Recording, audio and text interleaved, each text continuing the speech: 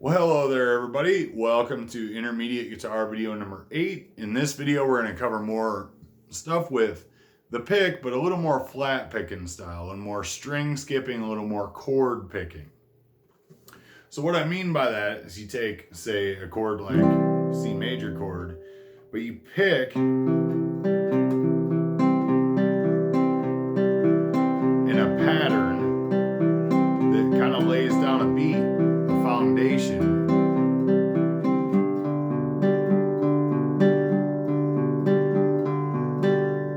And then you kind of keep that rolling, and you can decorate over top of it as you go, or just kind of keep that rhythm going, or you can kind of work it into your strum. So like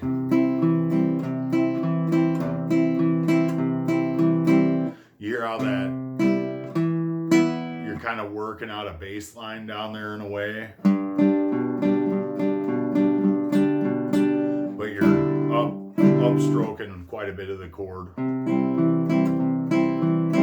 So that's the kind of things I want to talk about in this video. So the first example I showed you is your pick is actually still doing down, up, down, up.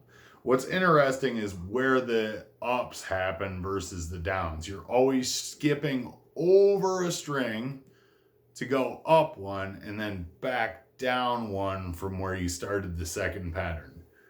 A little confusing, but let's check it out. So on the A string, or your C note is, that fella, you got your C chord.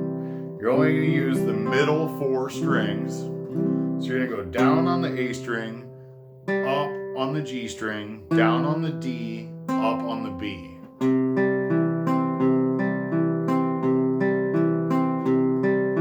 Okay? So what you end up with is the root and the third are your 2 lowest.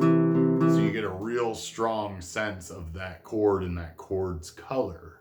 So then if you were to drop to the G chord, for example, it'd be all the same, only down a string and your finger in the G chord. So your down pick would be on the low E string, you're up on the D, down on the A string, up on the G string.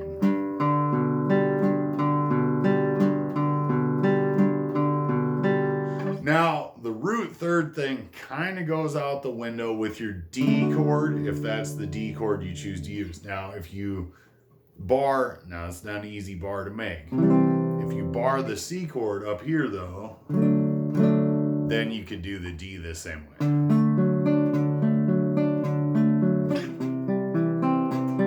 It's not an easy one to do, but worth maybe practicing that up.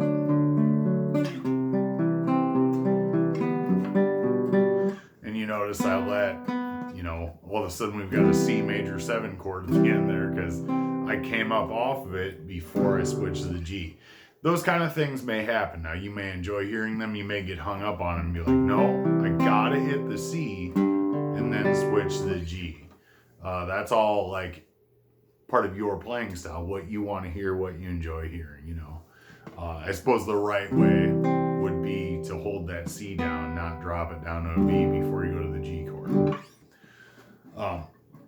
Now for this version of the D chord, I said you want the root and the third in the bottom. You got root and the fifth in the bottom here. Don't sweat it. Still pick it the same way, only the D will be the lowest note. So now you got a down pick on the D string, up on the B string, down on the G string, up on that high E.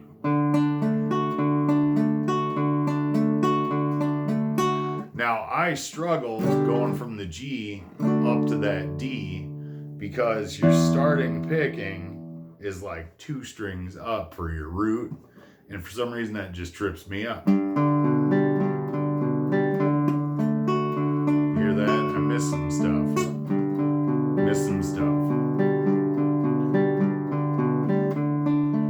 That was a little better.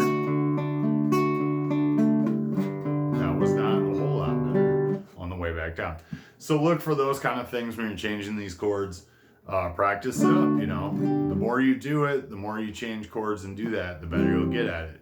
And then again, play it with a metronome and slowly speed it up over time, That's a pretty good, nice little walking pace there. A little jog maybe, speed walking. Nothing crazy. But, you know, there's some bluegrass players that really get that cooking. I'm not one of those guys, so you're not going to see it happen right now. But it's nice to have that sort of thing in your arsenal, because that, again, is one more tool that frees this hand up to do unexpected things that, you know, maybe you're just into shredding. Well, if you get this hand to where you're more like a bluegrass picker, you might be able to shred stuff other people can't, because they don't play like that. They're stuck on either they have to hybrid pick it or sweep pick it or something, whereas you would have this kind of stuff in your arsenal, and then you can,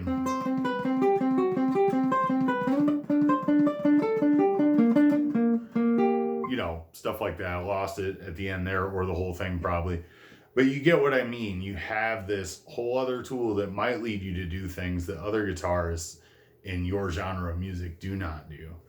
Okay, now example 2 though, where we're up chucking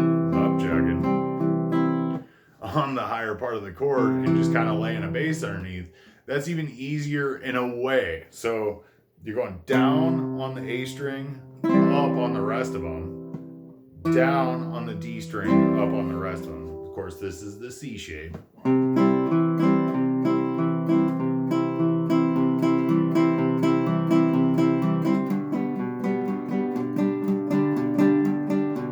Now, you noticed I kind of freewheeled that G chord. I let the B ring. B is still part of the G chord, so it's up to you if you want to hear the D note or if you want to hear the B note.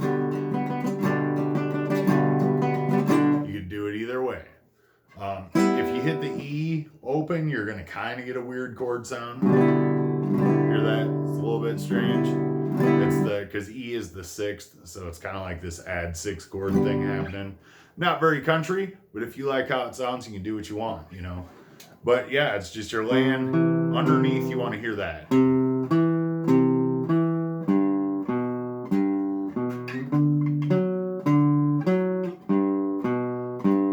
That's kind of what you're laying down. You're pretending like you're the bass player in a way.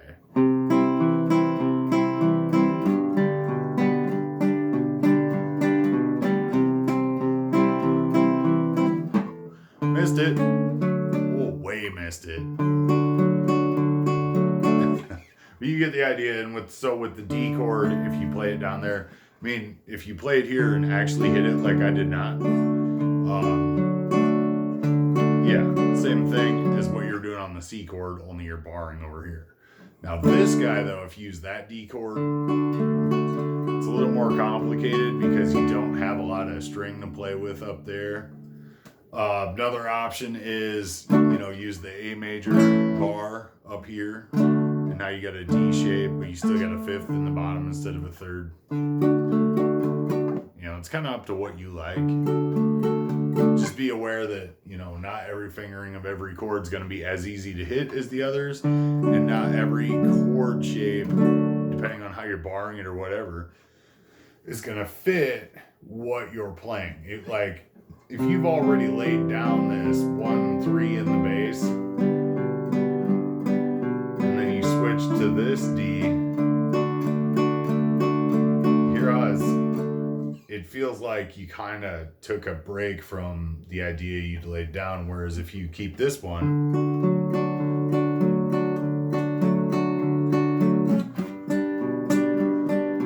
you keep that idea rolling. And it kind of feels like it's, you know, in the family of what you were doing. So anyhow, that's intermediate guitar video number 8. We're covering a little more like, I suppose, just different picking styles, things you can do with your right hand to kind of color up these chords and get this hand moving, get your chord changes going a little better than mine, hopefully, because today they're not working awesome. Have a wonderful day. Thank you for watching this. This got a little longer than it should have. You're going to do awesome.